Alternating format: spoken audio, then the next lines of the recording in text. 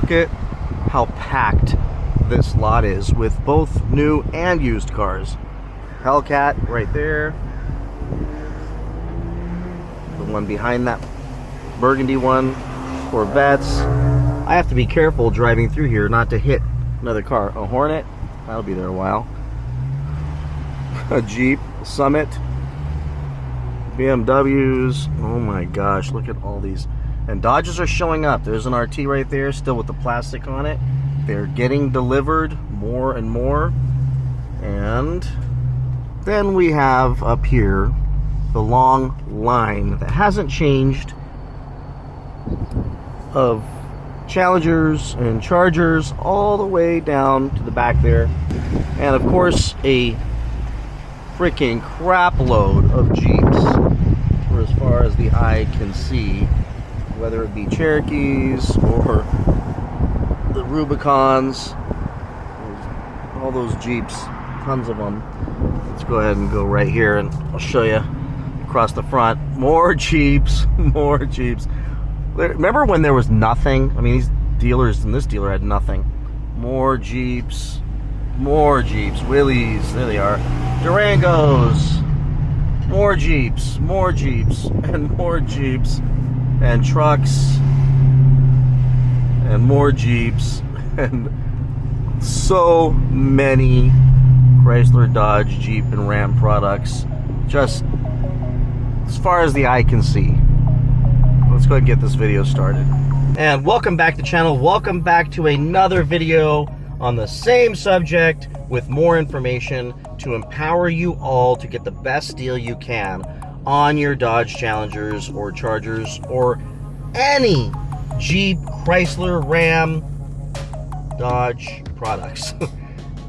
The market is finally showing itself in third quarter numbers, and I gotta refer you all to a great channel called Ray and Zach. They have a site called Car Edge, and by the way, if you go to their site, go to their YouTube channel, it's gonna look like they have no content because they do mostly lives. So when you click the tabs, click lives, and there's a ton of great stuff. And their most recent video, which I'll put a clip in this video right here, talks about Stellantis and how they completely self-inflicted a wound upon themselves that is leading to a rapid decline in sales, completely correlated with a ridiculous increase in prices. And Dad, they can't sell cars. They are truly struggling to sell vehicles. Look at this chart that comes right here. Stellantis falls back into sales slump. Year-over-year performance at Stellantis, Dad, is down across the board. Even when we looked at like Ford, who keeps jacking up their prices, Hyundai, Kia, they're increasing their prices. No one is struggling quite as much as Stellantis. I found this to be super interesting. Customers are simply refusing to purchase their vehicles. What do you make of this? I make of it that they decided to go upscale, much more upscale than their purchasers, their customers, their buyers wanted to go, and it is reflective in their sales numbers that going as upscale as they have hasn't brought the customer along with them. More about that in a second, but first I wanted to make sure I share with you all that yes, I get it. These videos, am I belaboring the point? Possibly. But am I saving people money? Absolutely. I get messages constantly that people are stopping, they're waiting, they're negotiating stronger, they're not believing the BS. The dealers and the manufacturers have massive advertising engines, and all we have to counter that stuff is a bunch of YouTubers and a bunch of social media where we can promote the actual truth, the facts that no, these cars aren't going up in value. They aren't going to go up in value, not in our lifetime. And there's a very high likelihood that Dodge has intentionally not announced anything spectacular for 2024 because they want to prop these prices up to make sure that everybody pays too much for these, to help their dealers be able to pay to do EV conversion, which is going to cost them millions of dollars. And now that people can't afford these cars because they've ran these prices up so high, they're going to have to do something about it. And I think there's some great opportunities coming. And if we are smart, we don't let our emotions get a hold of us, we're all going to benefit. So that's why I do these videos. Plus, Dodge watches my channel. I know that Tim watches my channel. Hi, Tim. He told me he did. And I'll tell you, I appreciate him watching. And Tim, I'd love you just to subscribe. I know it'd be weird because everybody sees your name on there, but, you know, I know you're watching. And just know, I love you, man. I think you're one of the greatest CEOs ever. And people have beat me up in the comment section for saying that. And I also know that you don't have control over most of these things that are happening as a giant publicly traded company. You're doing your job. And you're getting paid to do it, and you do it really well. But I'll tell you right now, prices are going to keep falling, and it's time to bring us back power dollars. Before we get started, and more on that subject, is I promise you I've got some very different content coming. I went and I bought some ramps to get my car up in the air so I can get underneath it and do some really cool stuff that I'm going to add to the front of the car, and some really cool stuff I'm going to add to the inside of the car. I also have I'm bringing back the stereo series because I see that so many of the cars that are being delivered to the lots don't have the Harman Kardon. And frankly, I believe the Harman Kardon is way too expensive at $1,800. And I showed you a few years ago that you could make your Alpine system bump like nobody's business and sound incredible, and frankly just smoke the Harman Kardon system for less than half with a very simple install, a couple simple tools. And we'll do that again as well in a few weeks. So just so many cool things coming. And frankly, because I need to wash my brain out. I need to wash my brain out of all this what feels like negativity with these prices. But man, I felt like you know, Superman saving you all from the villain this last couple of months. And frankly, couple of years I've been saying this. And I've been right. I've been right for years now about what's happening today. And finally, every YouTuber out there is jumping on the bandwagon and saying it. And I'm not saying that I started it, but I'm saying that I started it. Because no one was talking about this 3 months ago. No one was talking about it 6 months ago. Certainly they weren't talking about a year and a half ago. Now all of a sudden, everyone's talking about it. So it's worked. And some of them are talking about it because they see the statistics, like the Car Edge guys. Some of them are talking about it because, frankly, they've seen my videos or they're seeing everybody else's videos, and they realize these videos, they get great views. And for that reason, it's worth talking about. And what I think is awesome is that whether it was me that started this or someone else that started this, the bottom line is that it's becoming pervasive on YouTube, that it's going to be impossible for the dealers and Dodge to ignore the fact that they have overplayed their hand. That Dodge has completely, Stellantis, whoever had the idea, whatever pocket protector wearing, suit and tie guy had the idea to drive prices up so high on these cars that they now match and rival the luxury German car market. That guy needs to get fired now because his strategy didn't work. It worked for a little while, and it definitely delivered lots of profits.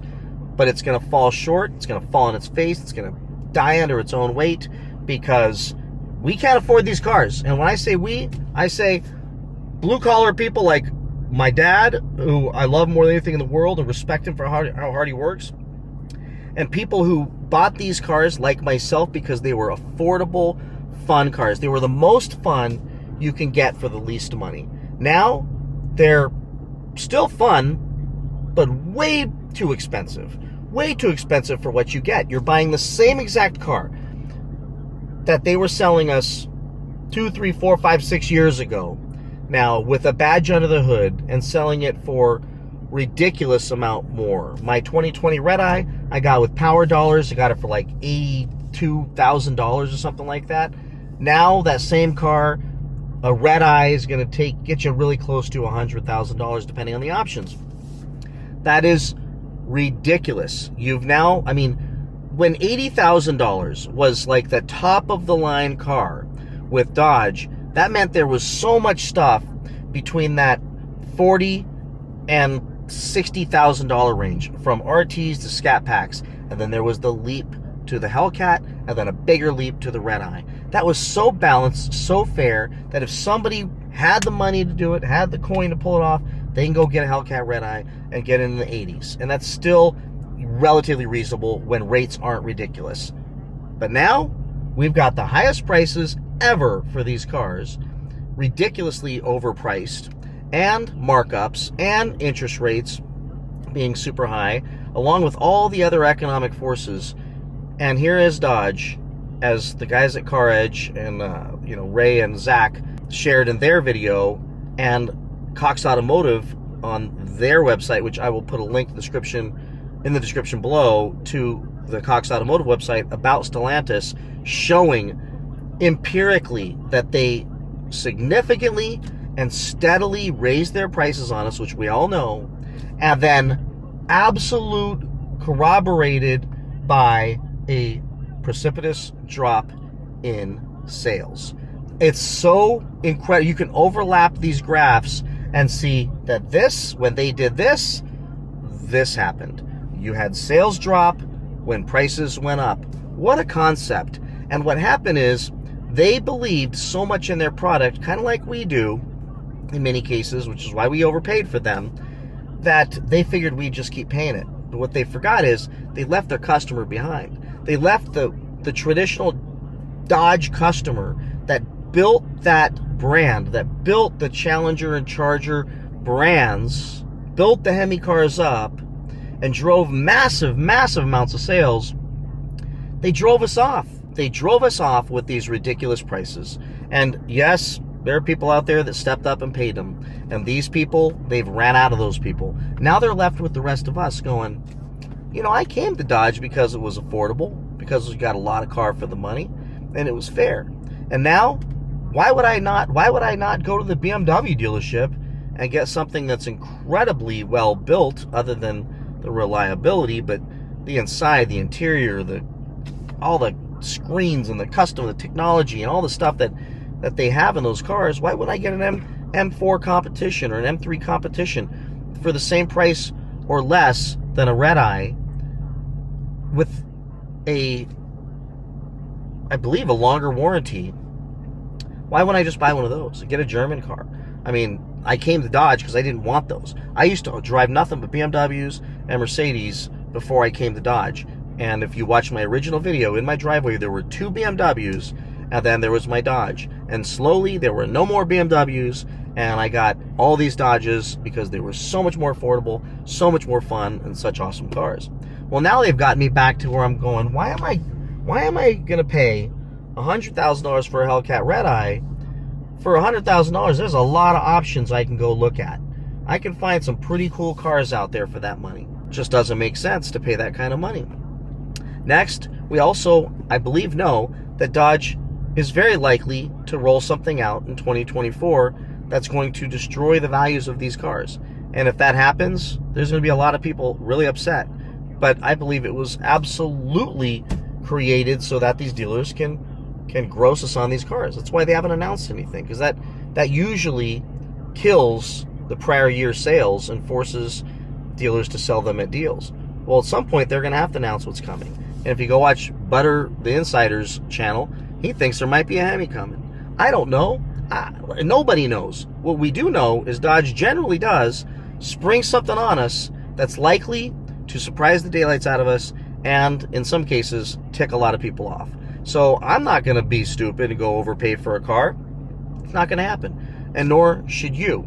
So what do I think is going to happen based on the increasing in prices and the decreasing in sales? Is there's only one answer. There's only one answer, as long as rates are high, is that they're going to have to drop prices.